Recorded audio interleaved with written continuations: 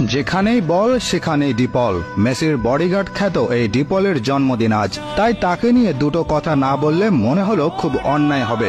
Messi D মারিয়ার পর Argentina টিমের সবচেয়ে বেশি প্রভাব বিস্তারকারী খেলোয়াড় হচ্ছেন তিনজন, একজন এমি মার্টিনেজ, আরেকজন ডিপল এবং তৃতীয় জন ক্রিশ্চিয়ান রোমেরো। ডিপল তো মেসির বডিগার্ড হিসেবে ইতিমধ্যেই খ্যাতি কুড়িয়েছেন। লোকে বলে যেখানেই বল সেখানেই ডিপল। এই কথার সত্যতা কতটুকু? কেন তাকে বলা হয় যেখানেই বল সেখানেই ডিপল? এর কারণ আছে। মেসির বডিগার্ড হিসেবে তিনি এতদিনে বেশ খ্যাতি পেয়েছেন। মেসি যেখানে যান সেখানেই তাকে দেখা যায় মেসির পাশে। কেউ যদি মেসির দিকে একটু এগিয়ে আসে, দেখা যায় ডিপল আগে থেকে সেখানে বসে আছে।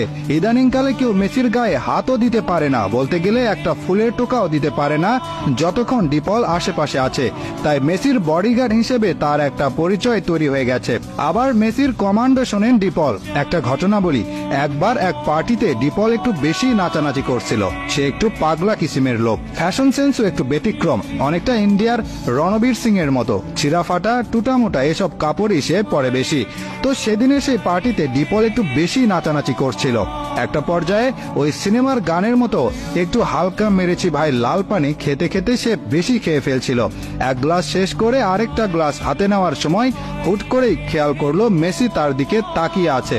সে খেয়াল করে দেখলো মেসি চোখ বড় বড় করে তাকাচ্ছে, যার মানে